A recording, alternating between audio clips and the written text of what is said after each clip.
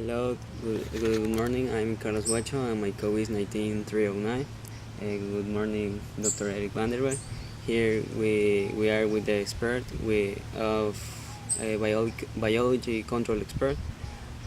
Here we are gonna serve about we are gonna make questions about cats in Zamorano is the topic of Cats in Zamorano? Okay. is our topic of Discovery Project.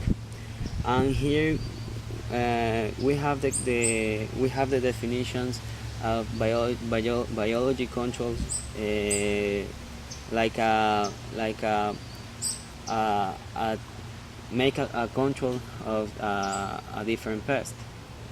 Yes. Okay, you mean using cats to control other pests? Yes. Okay. Because we think that the watusas and ardillas is disappeared for the cats because we think cats is a problem here. Okay. Okay. Now we are gonna make questions. The first question is, how will you define a pest? A pest, by definition, is something that is unwanted, plant or animal. Okay. The second question is, what are the factors that intervened for development of the same? That integrate the development of the same? How do you mean? Explain that better. What is, for example, cats are for me is bad here because is decline the watusas because he ate the cats eat watusas. Okay. What is the watusas develop for of the cats?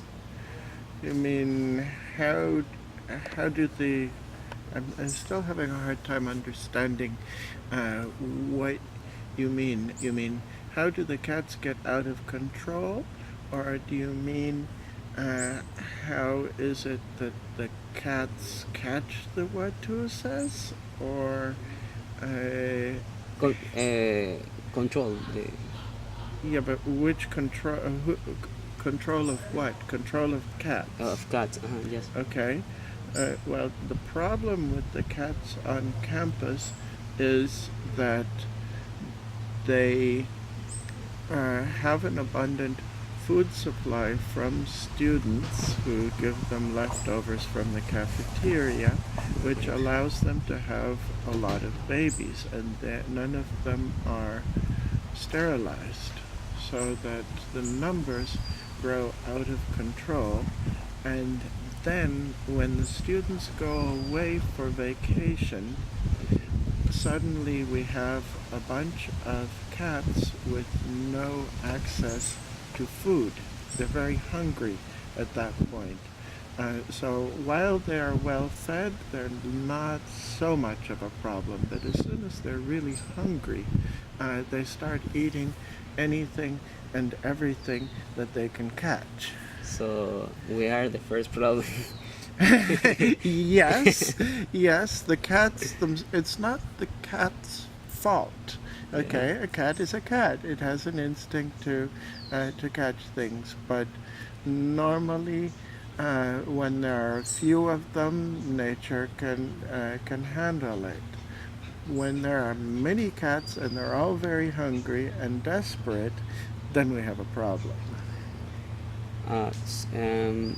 So do you think it's important that we need to control cats, or we need to disappear cats, or something like that? We need to control students. We- And when the students allow the cats to get out of control, then we need to exert some control on cats, which basically means, yes, remove them, preferably find them homes, but a lot of the cats are what we call semi-wild. They're not really pets, which are tame and allow you to pet them. They're free roaming and will take some food scraps when you give them food scraps, but they're not really tame.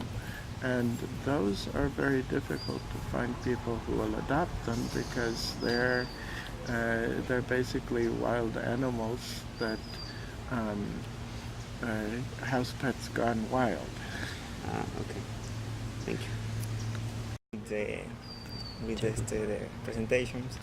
And the another question is how does these pets, the cats, affect in species endemic of Zamorano? Basically, uh, for the problem is they're hunting birds, they're hunting squirrels, they're hunting watusas, rabbits, iguanas, everything that they can catch. The only animals that are not really affected are the adult watusas and very large iguanas. Those can defend themselves, but the babies are the ones that are easy prey for cats, both because the babies are inexperienced and because they're not able to defend themselves. So what's happened is the cats have been catching lots of babies, and then there aren't new juveniles to replace the adult population. And as the adults die, they're not being replaced by young ones. Okay. Este, can you think that that it's possible to use biological controls in this area in Zamorano? Is it possible to use? Um, a natural ecosystem has its own controls. Okay, I have pictures of iguanas eating rats, for example. I have pictures of owls eating rats here on campus. Okay, those are natural controls for the things that people normally want to bring in cats for. Okay, and people think, okay, cats are good for controlling rats and mice. It's a good thing, but actually only about 30% of the cat diet is rats and mice. The other 70% of wild cats' diets is birds and lizards and all the other animals that they shouldn't be eating or that we would hope that they don't eat. Meanwhile, if they're also eating birds, iguanas, and so forth, they are eliminating some of the natural controls that are already present. Okay. For finally, now the situation with the cat. Now the situation is positive or is negative because The cats right now are under control. yes. Okay, the numbers have gone down because a number of cats were removed, adopted, moved to other places, and in some cases eliminated.